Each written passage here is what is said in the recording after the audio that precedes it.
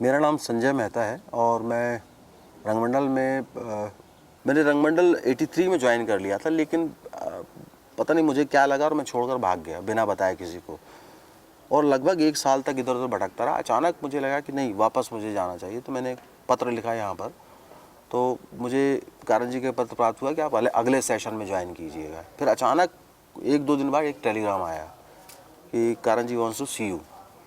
तो मैं पहुंचा यहाँ पर, तो मुझे बहिरंग, यहाँ जो ओपन एयर है, वहाँ ले गए और लगभग 1-1.5 घंटे तक डांटते रहे। तमाम बातें कहीं, बोले तुमने विश्वासघात किया और ये किया है, तुम सब, मुझे गुस्सा बहुत था तुम्हारे ऊपर, इसलिए मैंने तुम्हें डांटने के लिए बुलाया है। और आज शाम को नाटक है, तुम नाटक देख के जाओ और कल मुझसे मिल के तुम चले जाना, हमें तुम्हें नहीं रखना है। तो मुझे बड़ा अजीब लगा कि इतनी दूर से मैं बुलाया मुझे और सिर्फ डांटने के लिए बुलाया। मैंने कहा ठीक है, अब आ तो गए हैं। नाटक देखा और सुबह दूसरे दिन उनका इंतज़ार कर रहा था। तभी एक भारत के एम्प्लॉय, उन्होंने कहा कि आप संजय जी, आपका अपॉइंटमेंट लेटर रखा है, आप ले लीजिए। और जैसे ही ये मैंने सुना, और उस क्षण मुझे लगा कि ये, उस क्षण ने मुझे पूरी ज़िंदगी को बदल दिया। तो आज कभी जब मैं सोचता हूँ कि अगर उस मोमेंट में कारण जी नहीं होते और कारण जी जैसी अगर शख्सियत नहीं होती, तो शायद मैं थिएटर में नहीं होता।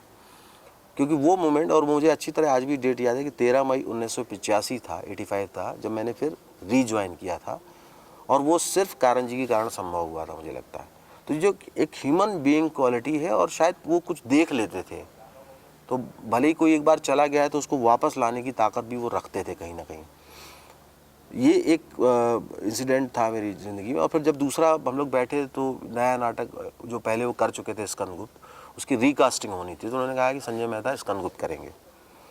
तो कुछ लोगों ने मुझे बाद में डराया भी कि ये कारण जी तुम्हारी क्लास लेंगे बहुत ज़बरदस्त। तो मैंने कहा ठीक है, अब आ गए हैं तो सब कुछ करना ही पड़ेगा।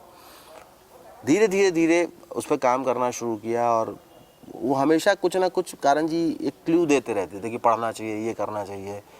तो उस वजह से मैंने बहुत सारी चीज़ें प्रसाद के बारे में पढ़ी कि प्रसाद की फ़िलॉसफ़ी क्या है, उनकी और जो किताबें थी वो पढ़ी, क्या दर्शन है उनका। उससे कहीं ना कहीं मुझे धीरे धीरे स्कंदगुप्त समझ में आना शुरू किया। और स्कंदगुप्त के बारे में जैसे कि कहा भी जाता है कि लगातार मिथ था, ख़ासतौर से जो रंगमंच में ये बात कही जाती थी कि प्रसाद के जो नाटक है वो मंचन के योग्य नहीं है या इस मंच के लिए उपयोगी नहीं है।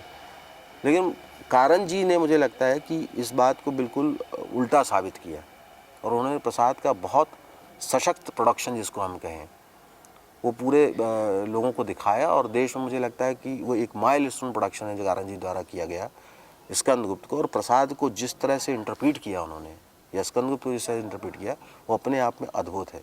और प्रसाद, कारण जी हमेशा ये कहा करते थे कि दरअसल प्रसाद के जो नाटक हैं उसको करने के लिए हमारा जो रंगमंच है, या उसको हम वर्तमान भी कह लें, तो वो नाकाफ़ी है। दरअसल प्रसाद के नाटकों करने के लिए प्रसाद के रंगमंच की ज़रूरत होगी। उस दृष्टि से आपको सोचना पड़ेगा, तब शायद कहीं ना कहीं आप प्रसाद के नाटकों को कर पाएंगे। क्योंकि उसकी अपनी भाषा है, उसके अपने गीत आते हैं। तो उन गीतों को, और कारण जी, मुझे लगता है कि जब भी प्रसाद के जो गानों की धुन उन्होंने बनाई कारण जी ने, वो भले ही कई बार आपको जैसे बहुत शब्द कोई क्लियर नहीं होंगे, लेकिन वो धुन का या उस जो संगीत का जादू है कि वो आपको बहुत अच्छा लगता है और आप कहीं ना कहीं एक हिप्नोटाइज होकर उस प्रोडक्शन को देखते हैं। गीतों की ख़ास तौर से बात कर रहा हूँ, बाकी तो टेक्स्ट तो बहुत क्लियर होता है जाके।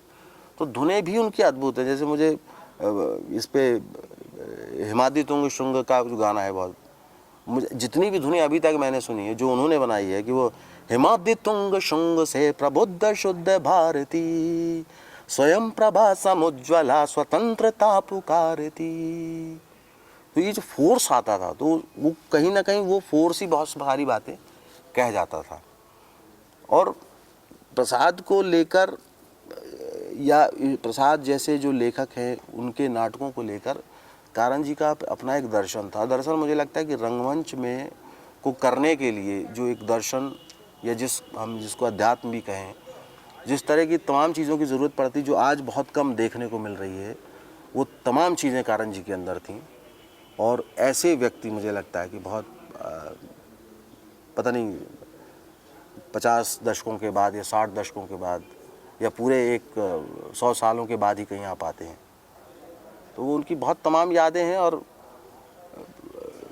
कई बार हम आज जो चीज़ें उस वक्त वो कहते थे, जो आज भी हम कहीं ना कहीं आके वो फिर से उनको हम डिकोड कर रहे हैं।